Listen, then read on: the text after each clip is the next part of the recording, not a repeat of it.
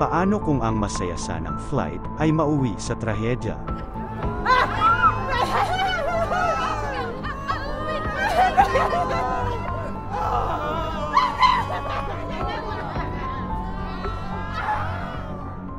Alamin natin ang tragedy na nangyari sa Flight 812. Pero bago natin umpisahan ang ating kwento at kung bago ka pa lang sa ating channel, pindutin ang subscribe button at ilike ang ating video para updated ka sa susunod nating kwento.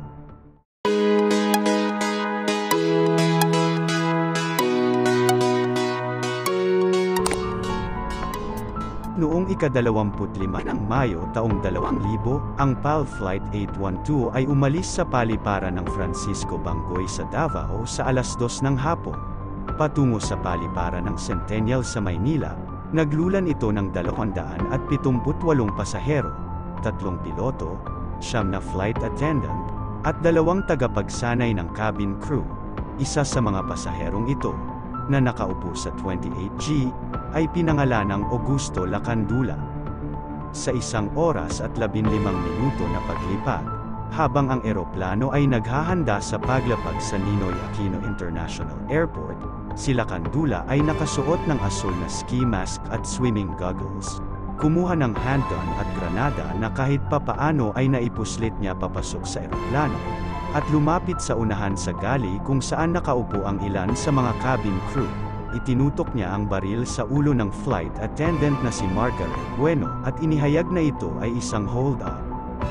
Isang trainer na nakaupo kasama si Bueno ang nagmamadaling lumabas sa galley, habang si Lacandula naman ay isinama si Bueno patungo sa cockpit kung nasaan ang mga piloto upang mag-issue ng mga utos sa mga ito. Nagpaputok ang hijacker sa bulkhead ng sasakyang panghimpapawid upang pilitin ang mga piloto na ipasok siya sa flight deck, habang ang trainer ay tumakbo sa likuran ng eroplano upang hanapin si Francis Cable, na siyang pinuno ng cabin crew na nakatalaga sa flight. Sa cockpit, natagpuan ng hijacker ang 3 piloto, sina Captain Butch Generoso, Navigator Captain Edwin Nadurata, at First Officer Caloy Neri. Mag-away si Lacandula sa kanyang handgun sa kanyang kanang kamay, habang ang kabilang kamay ay nakahawak sa isang granada na nawawala ang safety pin nito. Nung kalaunan ay inilarawan ni Captain Generoso ang hijacker bilang napakagalit, napaka-temperamental. Samantala, sa likuran ng sasakyang panghimpapawid, sinabi kay Francis Cable ang sitwasyon.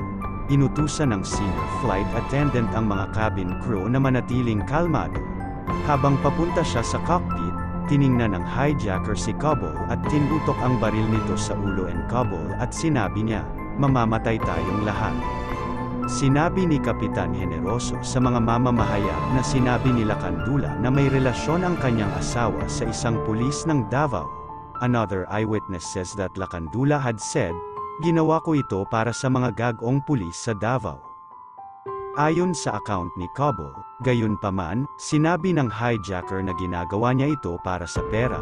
Cable, guessing that the masked man was from Cebu, ventured a conversation in Cebuano, saying, "Bye, igsunta, wa ante mangyayari sa ating flight, wa ante masakitan, ansabi yung problema kay ako tik ang tabangan."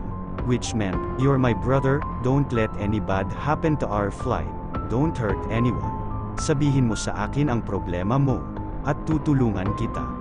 Hiniling ni Lacandula na buksan ang pinto sa likuran, ngunit tila hindi niya alam ang magiging epekto nun. Ang pagbubukas ng pinto habang nasa flight ay magdudulot ng mabilis na depressurization sa loob ng eroplano, na bubuga sa lahat ng malapit sa bubuksang pinto.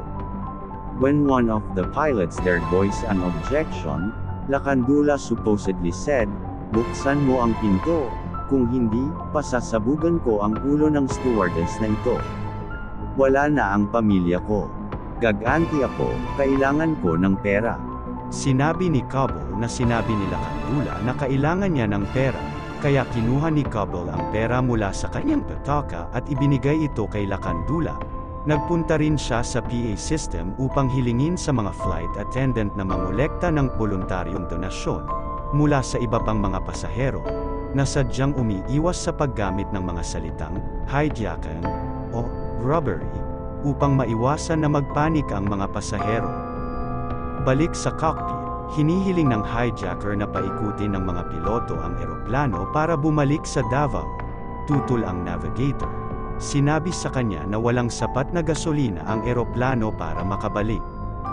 Kaya hiniling nila Kandula sa isang tao na kunin ang backpack na naiwan niya sa kanyang upuan. Nang dalhin ito sa kanya, inubos niya ang ilang laman nito, kagaya ng damit, at hiniling na ilagay sa kanya ang backpack. Ngayon ay inutusan ng hijacker na dalhin siya ng mga piloto sa Samar. Marahil ay naramdaman ang pagkalito nila Kandula, ang mga piloto ay umiwas sa Maynila at sinabi sa kanya na sila ay nasa Samar. Sa puntong ito, inihanda nila Kandula ang kanyang susunod na mapangahas na hakbang. Habang lumilipad ang eroplano sa Antipolo City, inilabas niya ang tila isang nylon parachute mula sa kanyang backpack. Ang ilan sa mga saksi ay nagsasabi na ang parachute ay parang isang repurposed tent. Pagkatapos ay tinanong nila Kandula ang isa sa mga piloto na ipakita sa kanya kung paano tumalon mula sa eroplano. Sa panahon ng demonstrasyon, nakita ng piloto na ang parachute ay walang ripcord. Kinuha niya ang sash sa isa sa mga kurtina ng eroplano at ikinabit ito sa makeshift parachute. Alam ng lalaki kung ano ang kanyang ginagawa. Sinabi ni Cobble sa isang panayam sa Sunday Inquirer. Una, hiniling niya na bumaba kami sa 10,000 feet talampakan, at pagkatapos ay inutusan niya kaming mag-level off sa 7,000, natapos kami sa 6,000 feet, pagkatapos ay gusto niyang buksan ang pinto sa likuran. Sabi ko na, ito ay isang nakaplano na, nagdala siya ng isang parachute. Talagang plano niyang tumalon. Nagboluntaryo si Cobble na dalhin ang hijacker sa likuran, at sila ay lumakad kasama ang tagapangasiwa, na ang granada ay nakadikit sa leeg ni Cobble at ang baril ay nakajam sa kanyang tadyang. Inutusan ang mga pasahero na yumuko. Nang makarating sila sa likuran, mahinahong tinawagan ni Cobble ang mga piloto upang humingi ng pahintulot na tanggalin ang mga kandado sa likurang pinto. Nagbigay ng pahintulot ang mga piloto, at binuksan ni Cobble ang pinto. Pagbukas ng pinto ng eroplano ay tumalsik si Cobble dahil sa lakas ng hangin habang nakahawak sa harness. Sila Kandula mismo ay tila nagulat, siguro nagdadalawang isip siya. Hindi niya akalaing bubuksan ko. Nagulat rin siya. Sabi ko ngayon, the door is open, talon na, and he came back to the rear door, Cable told the Inquirer. Dito lalong lumala ang sitwasyon. Sinubukan ng hijacker na tumalon palabas, ngunit naipit ng hangin ang kanyang katawan sa kakaibang paraan. Kalahati sa labas ng eroplano at kalahati sa loob ng cabin, kaya hindi siya makagalaw. Dito gumawa ng split-second decision si Cobble. Nakita niya na habang wala na ang handgun, hawak pa rin ng hijacker ang granada, kaya itinulak ni Cobble sila Kandula palabas ng eroplano. Nabawi ng mga sundalo ang kanyang labi pagkaraan ng 3 araw, na nabaon sa putik mga 70 kilometro sa timog ng Metro Manila, sa nayon ng Liabac sa Real, Quezon. Maaring nakaligtas siya sa pagkahulog, para lamang malunod na pag-alaman ng mga investigador na ang kanyang tunay na pangalan ay Reginald Chua. Iniwan niya ang kanyang baril at isang sapatos sa Flight 812. Sinabi ng kanyang nakatatandang kapatid na si Rani Chua sa mga awtoridad na noon pa man ay gusto ni Reginald na mag-skydiving, ang pagtalon sa PAL Flight 812. Bagaman, ang una at huling pagtatangka niya.